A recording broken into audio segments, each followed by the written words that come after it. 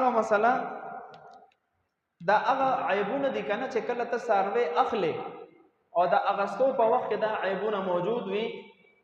نو شریعت مونږ ته اول نه تنبیه راکړې ده چې دې عیب سره دا ساروی به نه اخلي ځکه به دې قرباني جایز نه ده.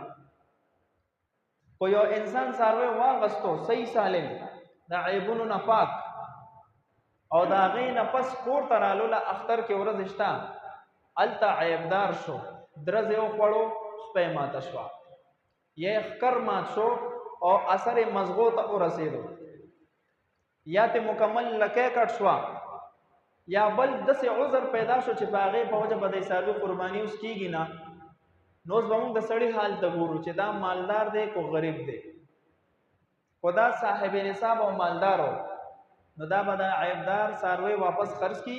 بل صحیح سالم ساروی به واخلي په هغې باندې به قرباني کوي په دقې عیبدار باندې قرباني جایز نه ده د لپاره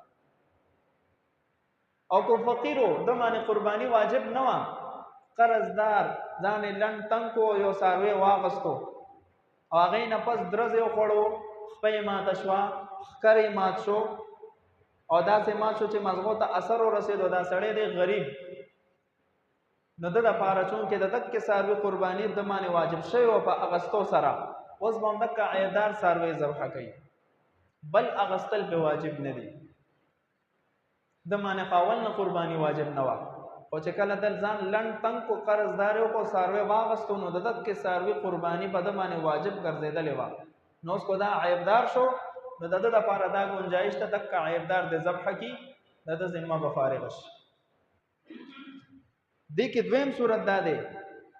سړی څاروی واغستو صحیح سالم او د قربانۍ د ورځو نه مخکې مړ شو نو آیا د ده نه قرباني ساقطه شوه که نه بل څاروی به اخلي نو فقها فرمایي کو دا سړی صاحب نصاب وي مالدار وي نو ده باندې لازم دی چې بل څاروی به اخلي او د اختر په ورځو کې به یې ذبحه کوي هله به د ده ذمه فارغېږي او کو دا فقیر وي غریب وي د باندې قرباني واجب نه وه خپل ځان یې لنډ تنګ کو وایغستو څاروی هغه مړ شو د الله حکم داسې و د باندې بل څاروی اغستل لازم واجب نه دي د باندې د اول نه قرباني واجب نه وه نو چې وایغستو